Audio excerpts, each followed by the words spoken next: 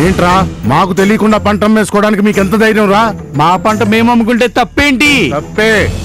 మేం చెప్పిన వాళ్ళకే అమ్మాలా, మేం చెప్పిన రేటుకే అమ్మాలా? నా మాట కాదంటే మీకు ఎరువులు కూడా దక్కకుండా పోతాయి రే.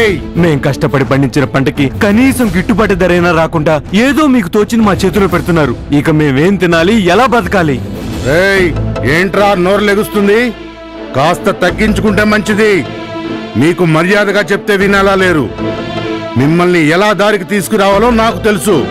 నాకు తెలియకుండా ఇక్కడి నుంచి ఒక్క బస్తాలేసినా మీ తలకాయ లేచిపోతాయి. అసలేంటి మీ దౌర్జన్యం? సహకార సంస్థలను అడ్డు పెట్టుకుని గుండాయిజం చేస్తున్నారా? ఏయ్, ఏంటో ఎక్కువ మాట్లాడుతున్నావు?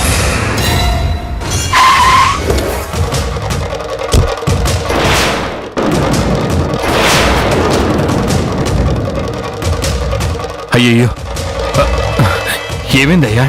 లేకు, దెబ్బలేం తగలేదు కదా? చూడండి అయ్యా, మా పంటలు మేము బయట అమ్ముకుంటున్నామని మమ్మల్ని కొడుతున్నారయ్యా. చూడండి బాబు, వీళ్ళు చెప్పిన మనుషులకే పంట మొత్తం ఇవ్వాలంట బాబు. మా కష్టం మొత్తం ఇమ్మంటున్నారు బాబు. లేదంటే విత్తనాలు ఎరువులు ఏమి ఇవ్వనంటున్నారు బాబు. ఏంటయ్యా ఇది?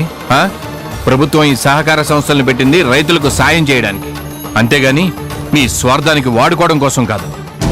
ఏంటి కారులో వచ్చి ఓ పెద్ద స్పీచ్లు ఇస్తున్నావు?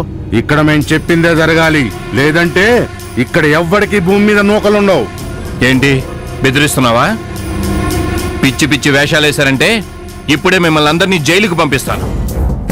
ఎంఆర్ఓ గారికి ఫోన్ చేసి సహకార సంస్థ ముసుగులో మీరు చేస్తున్న రౌడీజం చెప్పానంటే ఆయనే మీ అంతు చూస్తాడు. ఓసోస్, అంతవరకు వచ్చిందా? మీరు వీళ్ళ వెనకాల ఎంతకాలం ఉంటారో అది చూద్దాం. మమ్మల్ని కాదని ఎన్ని రోజులు వీళ్ళు పంట బయట అమ్ముకుంటారో అది చూద్దాం. ఎప్పటికైనా మాకు దొరకకుండా పోరు. ఇదే మీకు లాస్ట్ అండ్ ఫైనల్ వార్నింగ్. రైతుల కష్టాలను దోచుకోవాలని చూశారో ఎవ్వరిని వదలను. వీళ్ళందరికీ అండగా నేనుంటాను.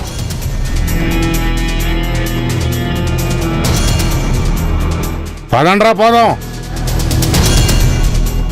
చాలా సంతోషం బాబు. మీరేం భయపడకండి. మీకు ఏదైనా అన్యాయం జరిగితే డైరెక్ట్గా కలెక్టర్ గారితోనే మాట్లాడతాను. మీరు ధైర్యంగా ఉండండి. అలాగే బాబు. అలాగే పదమ్మా.